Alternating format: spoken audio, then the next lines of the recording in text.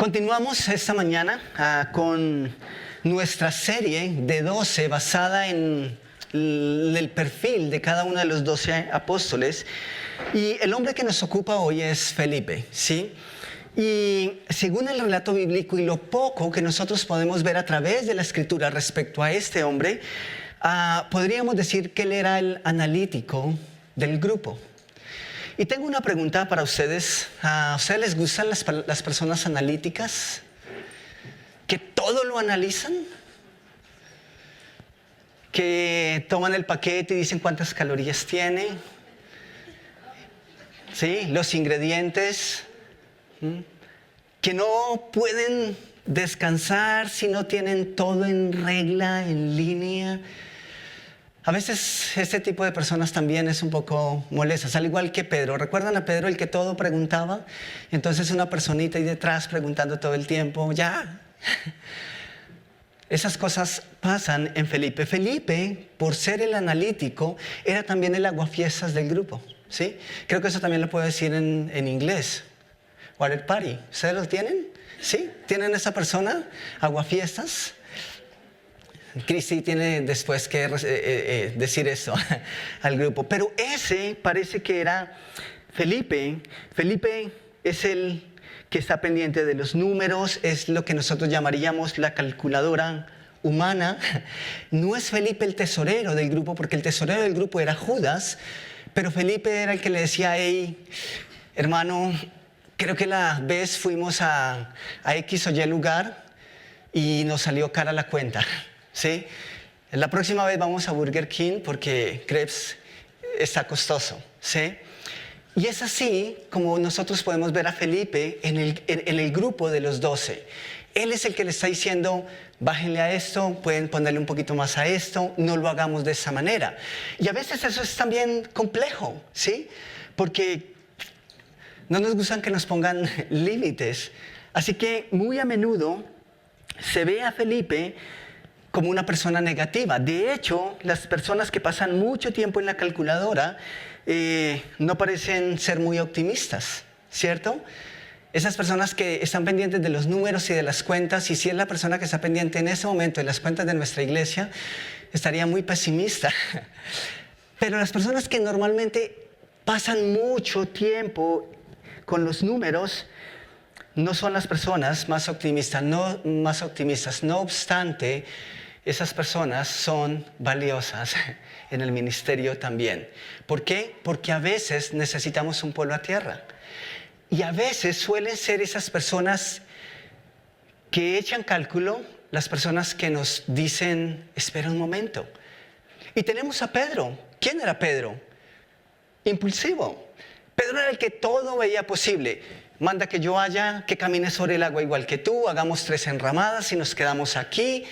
Yo peleo por ti, voy hasta la muerte si es posible. Y ese es Pedro. Pero ¿quién era Felipe? Que decía, Peter, un momento.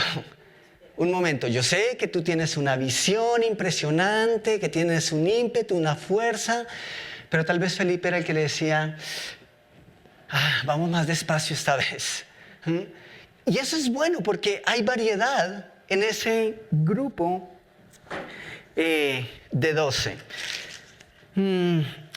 Felipe, algo positivo de esto es que normalmente esas personas que echan cálculo y que son tan analíticas son las personas que también más enteradas están de la realidad. Y eso no es malo, eso no es necesariamente malo.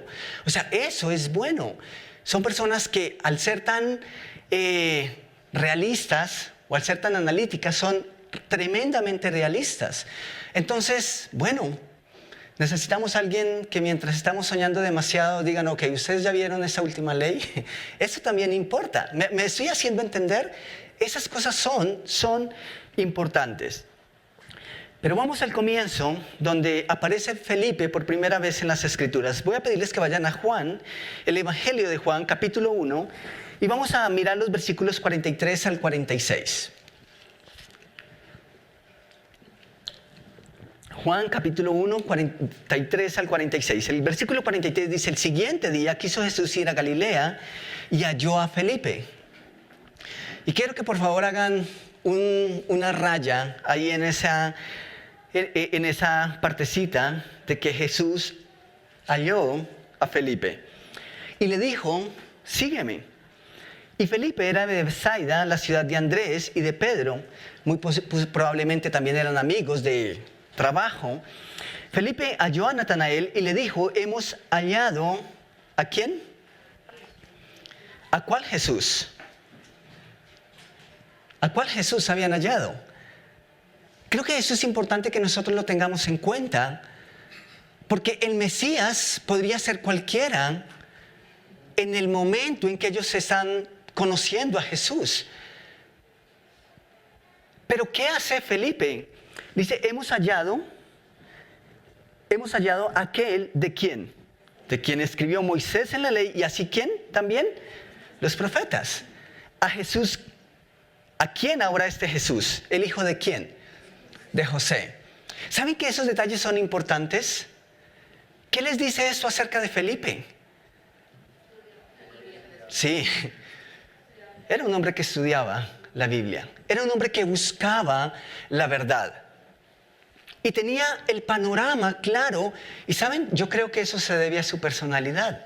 Todo lo analizaba y en ese sentido eso es muy positivo. ¿Por qué? Porque cuando llegó a Jesús, y es interesante que Juan dice que Jesús halló a Felipe y luego Felipe va y le dice a Natanael, ¿hemos qué? Hallado. ¿Quién halló a quién? Bueno, ahí están las dos corrientes, ¿sí? Y son bíblicas. Unos dicen, no, es que nosotros buscamos a Dios, la responsabilidad humana. Otros dicen, no, simplemente Dios es el que tiene predestinado todo. Bueno, aquí creo que se mezclan las dos cosas. Felipe creía que él había hallado a Jesús, pero Juan dice no. Y ciertamente nosotros sabemos que es Dios el que nos halla, ¿cierto? Pero eso es interesante. Pero es posible que al ser tan analítico, Felipe tenía el panorama tan claro, todo cuadraba tan perfectamente en sus apuntes, que no tuvo ninguna vacilación en seguir a Jesús. Y en ese sentido es muy bueno las personas analíticas. Esas cosas ayudan, tener la información, tener el argumento. Veamos un par de cosas aquí en esa primera vez que encontramos a Felipe. Lo primero que yo veo es que Felipe era un hombre que buscaba la verdad. Y no solamente buscaba la verdad, y podemos decir eso porque conocía la ley, conocía las profecías acerca de Jesús, sino que si notamos bien, estaba contextualizado de lo que estaba ocurriendo en el momento. ¿Cuántas profecías decían que los papás de la humanidad de Jesús iban a ser María y José? ¿Eso lo decían las profecías? ¿Esos nombres los leemos en el Antiguo Testamento? No. ¿Cómo es que Felipe sabía que Jesús era hijo de José? Veía las noticias, leía el QO, ¿sí? El Facebook, Instagram. No existían esas cosas, ¿cierto? Pero lo que sí podemos ver es que Felipe era una persona, un hombre que se preocupaba por la información. El Excel, la agenda.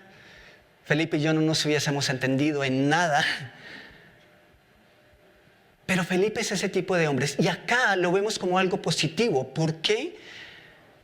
Porque cuando vio sus apuntes, Jesús dijo, ok, sí, este es.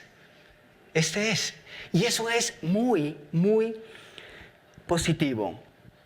A propósito, en estos tiempos en donde se apela a la fe para sostener un montón de cosas extrañas, las personas analíticas como Felipe nos hacen bien y le hacen bien a la iglesia. No, espera un momento, eso no está escrito. Y eso es bueno hasta aquí, ¿cierto? Entonces vemos que era un hombre que buscaba la verdad, pero también vemos un hombre con un corazón de evangelista. ¿Qué es lo que primero hace Felipe cuando conoce a Jesús? Va a buscar a su amigo. ¿Quién era su amigo? Natanael, uno que llegó a ser otro dentro de los 12 discípulos, un hombre tremendamente importante en la historia de la iglesia primitiva y en los planes de Dios. ¿Qué fue lo primero que nosotros hicimos cuando conocimos de Jesús? Algunos nos daba todavía vergüenza y eso lo digo en lo personal. Yo vivía en la misma cuadra donde estaba la iglesia, pero llevaba una maleta solo para llevar la Biblia, porque no querían que mis amigos vieran mi Biblia, ¿sí? Y no la llevaba debajo del brazo, porque eso, ¿quiénes lo hacían? Los evangélicos, ¿cierto? Y teníamos ese tipo de cosas, por lo menos en la mente de un adolescente. Cuando yo llegué a Cristo tenía apenas 15 años y mis amigos, ninguno era creyente. Y de hecho en ese entonces, estoy hablando como si tuviera 60 o 70 u 80, ¿cierto? En ese entonces. Pero la verdad es que si miramos unas 3 décadas atrás, el cristianismo, como se ve socialmente ahora, no era lo mismo. Era muy diferente. De hecho, muchas personas no querían saber nada del evangelismo y hemos llegado al punto en el que simplemente el cristianismo parece una moda, ¿sí? Entonces, eso para mí fue duro, pero fue muy especial que algunos de mis mejores amigos o los amigos con los que había crecido en el barrio también empezaron a asistir a la iglesia. Y eso fue tan especial. Por eso me llama la atención de que los primeros 4 discípulos no solamente eran hermanos, eran un par de hermanos, sino que también eran amigos y eran amigos de trabajo. Y eso es especial. Así que iglesia, necesitamos seguirles compartiendo el evangelio a nuestros amigos. Y si ya a todos nuestros amigos les compartimos el evangelio, entonces ¿cuál es el siguiente paso? Conocer nuevos amigos. Sí, ese es el plan. No podemos caer en el error de es que ya a todas las personas que conozco les hablé de Cristo. Entonces, no. Hay deportes, hay espacios sociales, hay muchas cafeterías, hay muchas oportunidades de conocer nueva gente. Pero el evangelio no se debe ver limitado a esas cosas. John MacArthur dice en el libro que estamos tomando como referencia en gran parte para lo que estamos enseñando, y eso es algo que quiero leer textualmente, dice: la amistad provee el terreno más fértil para la evangelización. Y yo lo creo. Yo creo firmemente que es así. Cuando la realidad de Cristo se integra en una relación de amor y confianza que ya se ha establecido, el efecto es poderoso. Qué bueno cuando las personas nos conocen a tal punto que dicen: ven, ¿cómo es que tú manejas esto? ¿Cómo es que tú no sucumbes ante estas situaciones que todo el mundo ve como normales, pero tú, siendo el extraño del grupo, aún así prefieres mantenerte a raya? Entonces eso es positivo. Y parece que invariablemente cuando alguien llega a ser un verdadero seguidor de Cristo, su primer impulso es querer encontrar a un amigo y presentar a ese amigo a Cristo.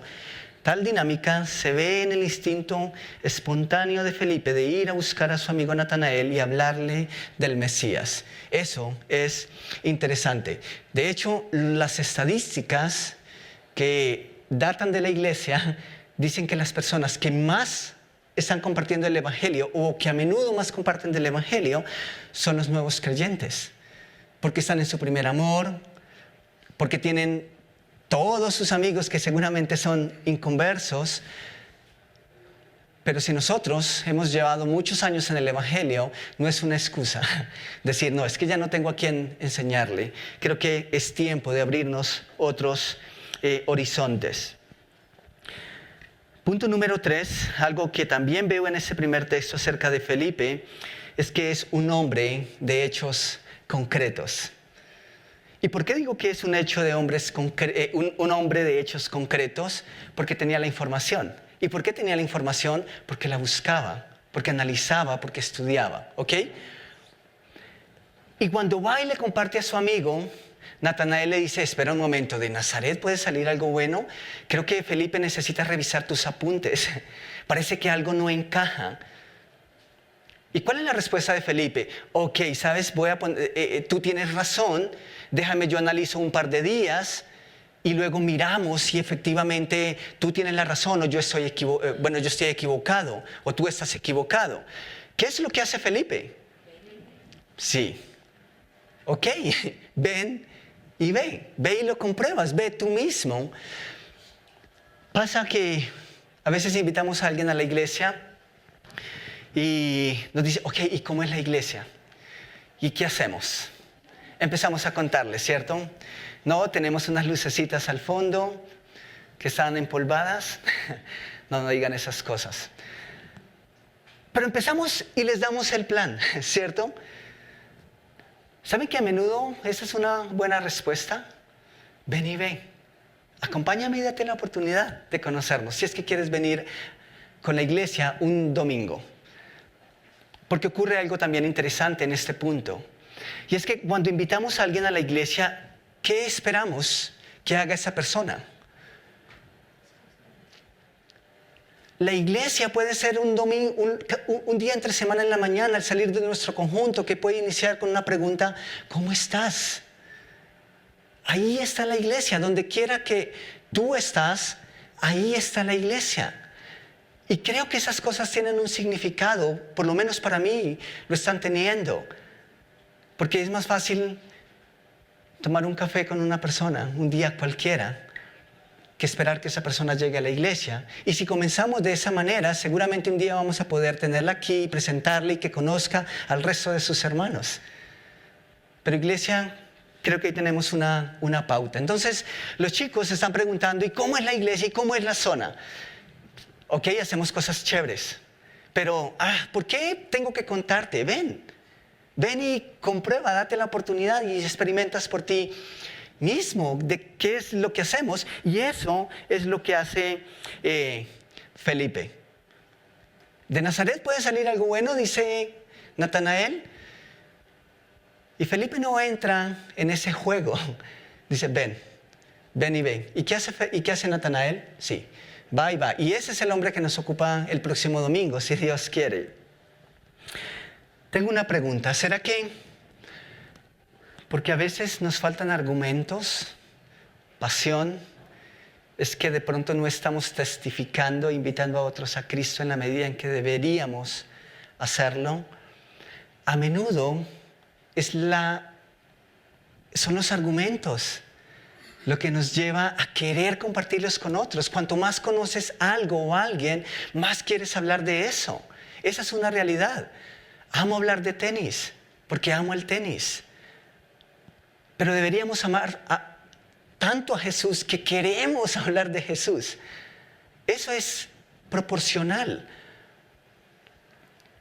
Entonces, creo que también Felipe nos recuerda que a menudo la pasión que tenemos por Jesús, la forma en que lo conocemos, también es proporcional a la medida en que vamos a hablar a otros de Él. Y cuando hablo de argumentos, no estoy hablando de tener todas las respuestas. Creo que se limita a estar convencidos y a tener convicción de lo poco o mucho que creemos y que hemos conocido. Ese es el punto, porque volvemos al punto. A veces creemos que tenemos todas las respuestas y no. Yo no las tengo. No se vayan a ir por eso, por favor. Pero hay muchas personas, puedo decirles, muchos líderes que no las tienen. Y seguramente, terrenalmente, nunca las vamos a tener. Así que eso tampoco tiene que ser una excusa. Entonces, avanzamos un poquito al capítulo 6 de Juan. Vamos allá. Juan, capítulo 6, versículo 5. Y noten lo que leemos en el versículo 5. Dice: cuando alzó Jesús los ojos y vio que había venido a él gran multitud, ¿qué dijo a Felipe?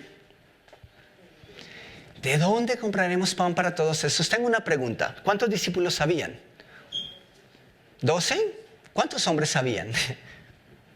Había una multitud, ¿cierto? Pero estaba Jesús con sus hombres de confianza, ¿cierto? Ok. ¿Por qué le pregunta a Felipe? ¿Por qué la pregunta es para Felipe?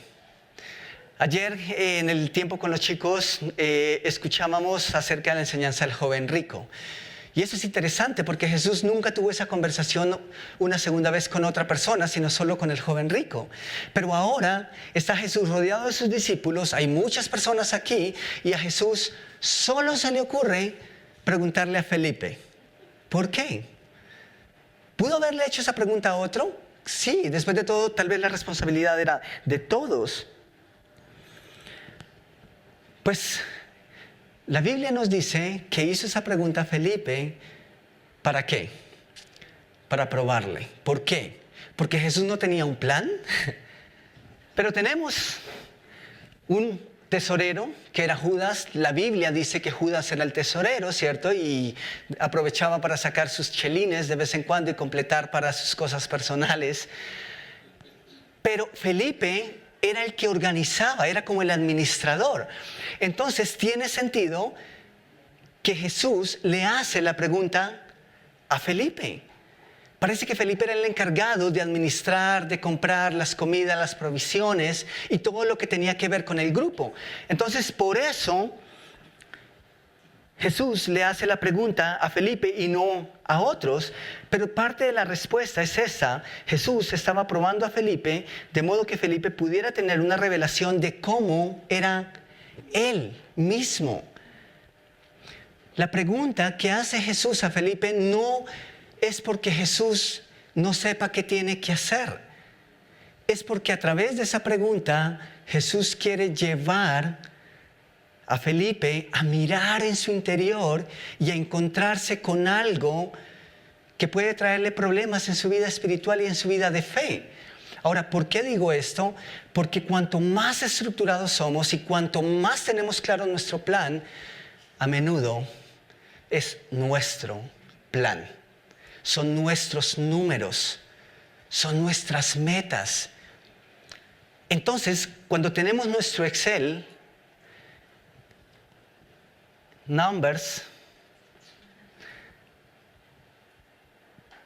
y Dios nos cambia los planes, decimos, no, imposible, imposible. Eso no puede ser así, es que no está en mi agenda. Yo no lo contemplé, entonces no es posible. ¿Cuál es la respuesta de Felipe? ¿Se puede alimentar a esa multitud? Felipe dice, no, es imposible. ¿Y saben por qué era imposible para Felipe? Porque él ya lo había hecho antes. Tal vez Felipe había estado en otras noches, cuando las cuentas sí le daban, cuando no era tanta gente. Y esa vez Dios lo pone de cara a una realidad completamente distinta que lo obliga a salir de su confort, de su propia agenda donde se sentía cómodo. ¿A ustedes no les llama la atención la respuesta tan espontánea de Felipe? ¿No les llama la atención un poco eso? Cuando Jesús le pregunta, vamos a alimentar a esa multitud, Felipe dice, 200 denarios no bastarían para alimentar a esta multitud. ¿No les parece eso espontáneo? Yo no creo que ese es un número al azar. Yo creo que él había hecho el cálculo. De hecho, me imagino a Felipe viendo llegar la gente. Ay. Viendo llegar los chicos a la zona, solo tenemos 12 pirulitos, pero llegaron 15. Tocó darle wafer a los otros. ¿Qué hacemos? Y entonces eso nos frustra.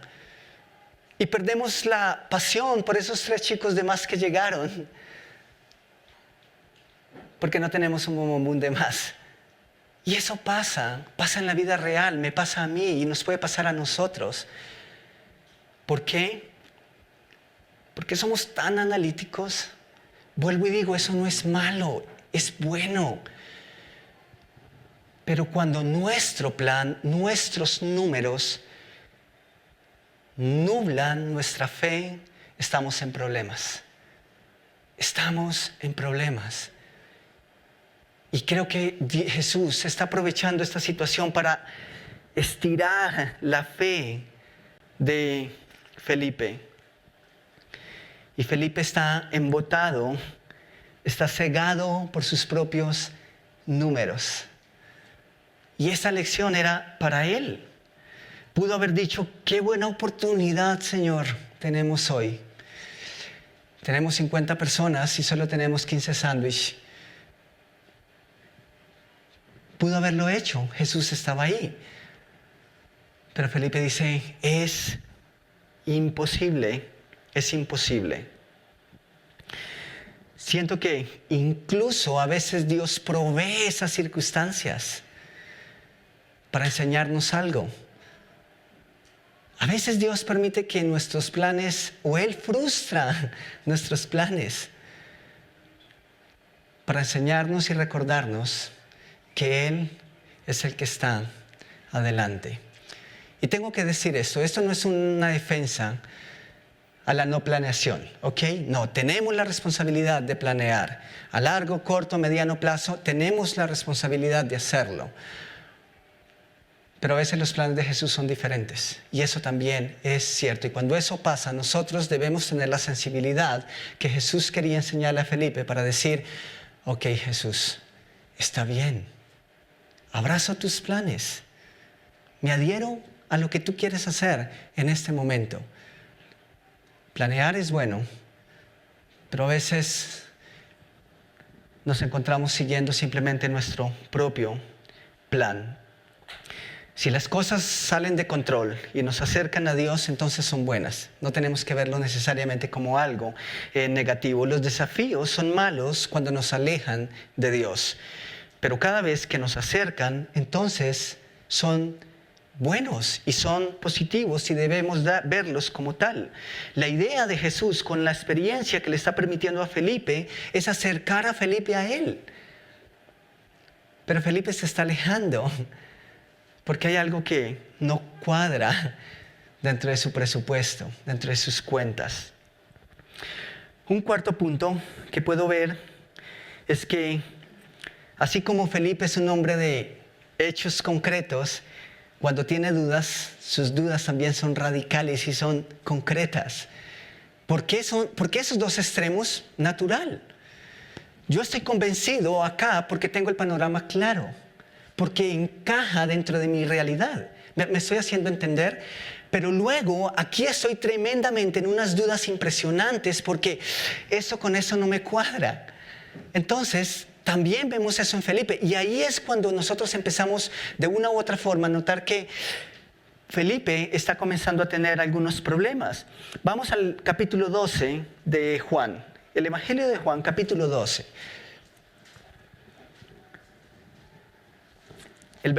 Y vamos al versículo 20. Juan 12, versículo 20. Dice que había ciertos griegos entre los que habían subido a adorar en la fiesta.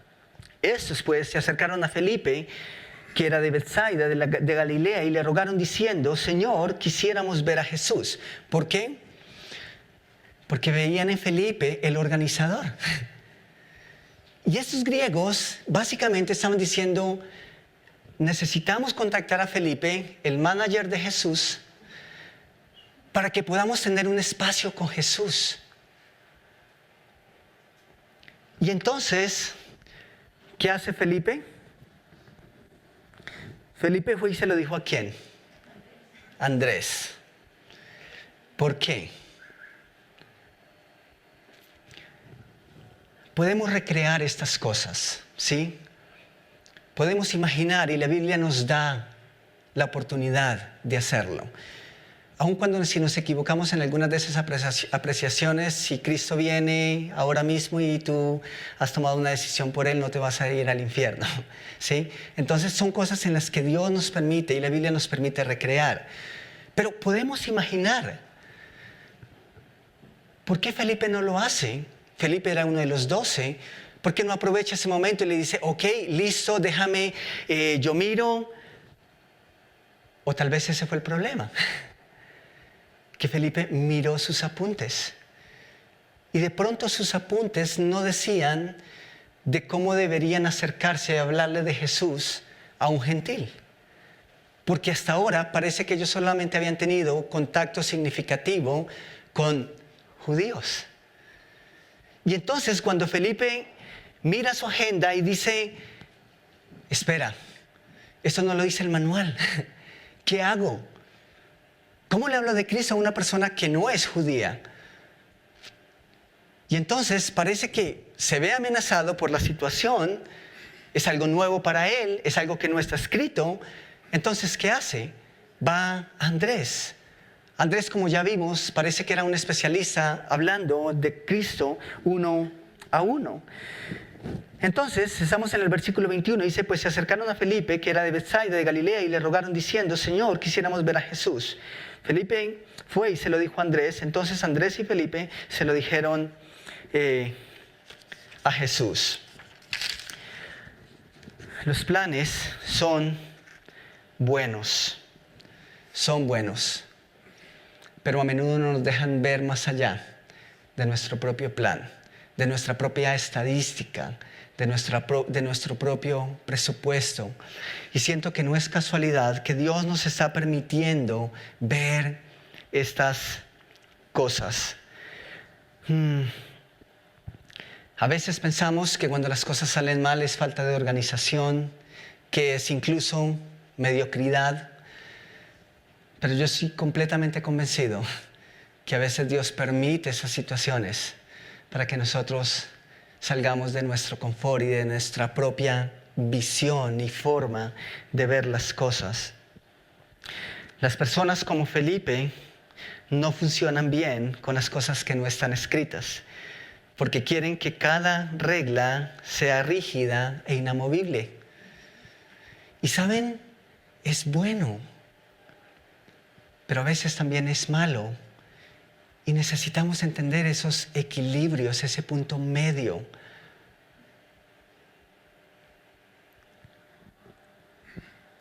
No había tal vez ningún protocolo en el manual de Felipe de cómo presentar griegos a Jesús. Así que él tuvo que acudir a alguien más para que pudiesen hacerlo. Tenemos un episodio más, vamos a 2 capítulos más adelante, Juan 14, versículo 8. Estamos en el Evangelio de Juan, capítulo 14, esta vez. Dice, Felipe dijo, Señor, muéstranos al Padre y nos basta. Ok. ¿Quién está diciendo estas cosas? Felipe. Dicen, Jesús le dijo, ¿tanto tiempo hace que estoy con vosotros y no me has conocido, Felipe? El que me ha visto a mí, ha visto al Padre. ¿Cómo pues dices tú, muéstranos al Padre? ¿No crees que yo soy en el Padre y el Padre en mí? Las palabras que yo os hablo, no las hablo por mi propia cuenta, sino que el Padre que mora en mí, Él hace las obras. Creedme que yo soy en el Padre y el Padre en mí. De otra manera, creedme por las mismas obras. Así que cuando digo que Felipe también era un hombre de dudas serias, es por la petición que está haciendo. ¿Cuánto tiempo habían pasado con Jesús? Alrededor de 3 años aproximadamente. Han visto los milagros, han visto todo lo que Jesús está haciendo. Una noche antes de la crucifixión, eso está ocurriendo en la última cena. Felipe está diciendo, ¿quién es este? ¿Quién es Jesús? ¿Por qué al principio fue tan fácil seguir a Jesús para Felipe? ¿Recuerdan lo que dijimos? Felipe conocía el Antiguo Testamento, conocía la ley, conocía lo que estaba pasando. Luego cuando vio las profecías y vio lo que estaba viviendo José y María, dijo, no hay dudas, es ese. ¿Por qué? Porque estaba informado, porque cuadraba perfectamente en sus apuntes. ¿No les parece a ustedes un poco salida la pregunta o la petición de Felipe a Jesús? Sí. Después de tanto, Felipe le está diciendo a Jesús, muéstranos al Padre y eso nos basta. Y Jesús dice, espera, ¿en serio, Felipe? ¿Todavía preguntas estas cosas? He estado con ustedes tanto tiempo y todavía no me conocen. ¿Saben eso qué me hace pensar? Creo que Felipe estaba pensando en que la muerte de Jesús estaba a menos de 24 horas. Y es posible que en su humanidad Felipe está diciendo, espera, pero si este es el rey, nuestro rey, ¿qué va a pasar? El Nuevo Testamento no se había escrito todavía a cabalidad, entonces es posible que Felipe tenía esas dudas. Pero Dios, Jesús, le está diciendo, ya no es tu plan, Felipe. Ahora yo estoy haciendo algo nuevo. Y tú necesitas confiar en lo que voy a hacer.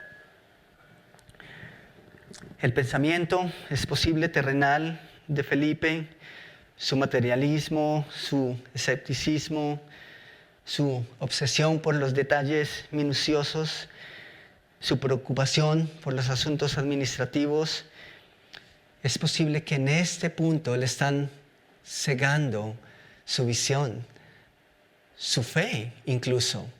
Y ahora está dudando de quién es Jesús y le está pidiendo una evidencia más. Yo creo que cuando nosotros leemos esto acerca de Felipe, y si hubiésemos tenido la oportunidad de entrevistarlo para el papel que Dios le dio en su obra redentora, hubiésemos dicho, creo que no pasa la prueba, ¿sí? Creo que no está listo. Una noche antes, un día antes de la crucifixión, Felipe está dudando. Y yo creo en parte porque Jesús le ha cambiado los planes. Y yo creo que Jesús tiene el derecho de cambiarnos los planes cuando llegamos a Él. Yo quería ser ingeniero, arquitecto, porque el plan de ser futbolista ya se había frustrado. Quería hacer muchas cosas con mi vida. Pero cuando Jesús me halló, Él empezó a cambiar la agenda. Y una de las cosas que Dios todavía me sigue enseñando, y creo que esta mañana me lo está recordando así, es a veces las cosas no salen como tú piensas o como tú quieres que salgan. Y Felipe está ahí. Al final de su tiempo con Jesús, por lo menos mientras Jesús está en la tierra, Felipe está preguntando, ¿eres tú? Si eres tú, muéstranos al Padre. Pero mientras nosotros diríamos, Felipe no está listo, Jesús dice todo lo contrario. Jesús dice, justamente son las personas que necesito, ¿sí? ¿Recuerdan qué personas escogió Dios? Lo débil, lo menospreciado, lo necio, lo que no es, para avergonzar lo que es.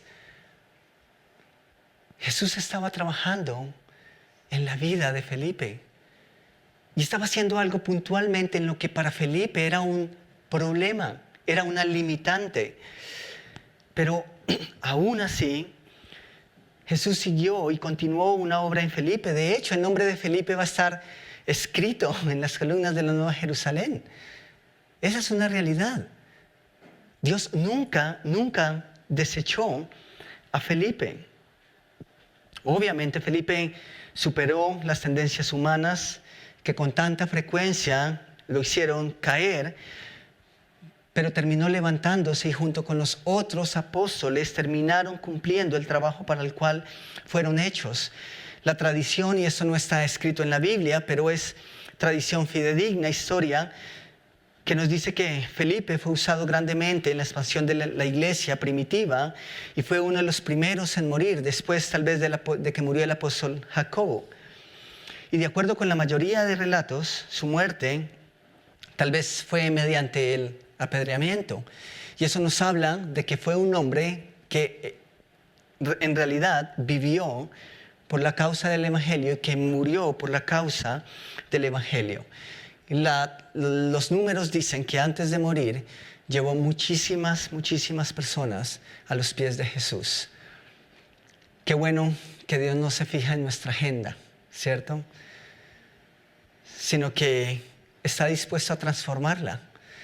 Sería muy triste si Jesús llegó a nuestras vidas y nos dijo, ¿cuáles son tus planes? Ok, no encajan con los míos.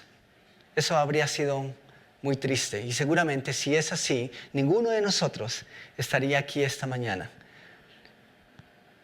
Pero aunque tenemos unos planes, a menudo una agenda bastante ocupada en nuestros asuntos, Jesús dice, ven, nos hace la invitación y empieza a trabajar en esas cosas. Y creo que Felipe aprendió la lección. La pregunta para nosotros esta mañana es, ¿qué quiere Dios hacer en nuestra vida puntualmente? Tal vez recuerdas que Dios le hizo una pregunta a Felipe, no a los demás, sino a Felipe. ¿Cómo alimentamos a estos? Porque quería trabajar en algo puntual en Felipe. ¿Cuál es la pregunta que Jesús te hace esta mañana? ¿Cuál es esa área de tu vida en la que seguramente Jesús te dice una pregunta que desafía tu vida, que te desafía, pero que te lleva a confiar en Jesús? ¿Qué piensas que es esa área? ¿Qué piensas que es ese campo de lucha en tu vida en la que tal vez has estado tratando de mantener tu agenda a toda costa? De mantener lo que para ti es lógico, tiene sentido. Y tal vez es eso mismo lo que te está impidiendo, limitando de la oportunidad de ver a Jesús, de obrar de una manera real en tu vida. Sea lo que sea, Felipe nos recuerda que no solo es necesario, sino que es parte del amor y de la visión de Cristo para nuestras vidas, que cada uno de nosotros haga a un lado su propio plan y que abracemos el suyo. Es ahí en donde Él empieza a perfeccionarnos y en donde su obra en nuestra vida empieza a ser clara y de una manera distinta. ¿Estás dispuesto a ceder tu presupuesto? ¿Estás dispuesta a ceder tu agenda, tu plan y a ver a Jesús inmerso en ella? Incluso en los detalles cotidianos de la vida y a eso que llamaríamos pequeño. Jesús se mueve en esas cosas y a menudo empieza a orar en nuestras vidas por esas cosas que son pequeñas. ¿Quién diría que Felipe vería a Dios obrar de una manera tan especial en algo tan pequeño? Unos pocos panes, unos pocos peces. Y creo que después de esa experiencia, yo me atrevo a decir que la visión de Felipe fue diferente. Y creo que cada vez que Felipe era probado en su fe, Felipe recordaba lo que dijo Jesús ese día: es imposible. Tomamos un momento para orar, por favor. Tal vez estás aquí por primera vez y tal vez estás luchando con algo en tu vida y tal vez has estado buscando a Dios justamente por esa razón, para que solucione ese problema en tu vida. Quiero decirte algo esta mañana. Jesús no va a solucionar ese problema en tu vida. Quizá.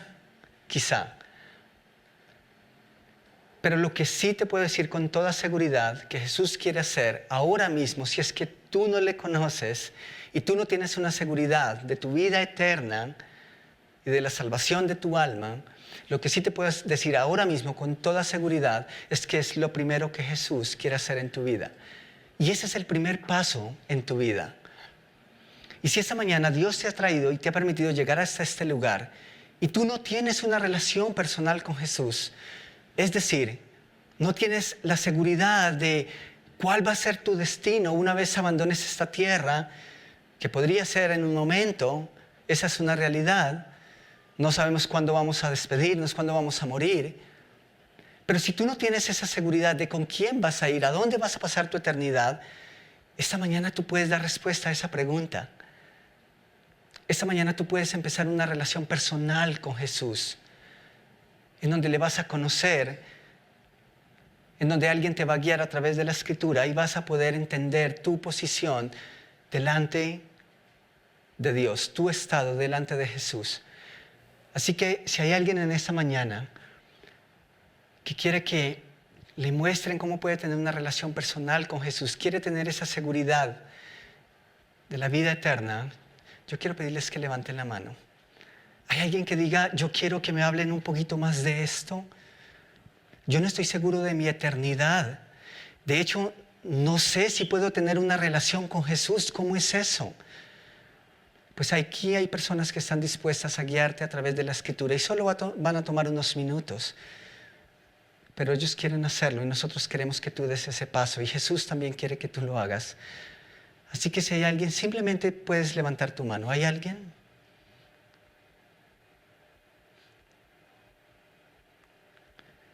Espero que si no lo haces, es porque estás segura con quién vas a pasar tu eternidad. Aún así, si no lo haces porque sientes que no es el tiempo, porque tienes temor, porque quieres saber más, informarte más, está bien. Dios te da la oportunidad de hacerlo, pero hazlo cuanto antes. Habla con la persona que te invitó puedes acercarte a cualquiera de nosotros una vez termine este espacio y podemos hablar de estas cosas. Señor, yo te doy muchas gracias por el tiempo que nos has regalado esta mañana. Gracias por cada persona que has permitido que llegue a este lugar y gracias por cada una que va a escuchar este mensaje en algún momento. Yo te ruego que sigas hablando, Señor, a nuestras vidas a través de estos grandes hombres que no brillaron por lo que ellos eran, sino por lo que tú hiciste en ellos. Y te ruego que así sea con cada uno de nosotros. Oramos, Señor, en tu precioso nombre. Amén y amén.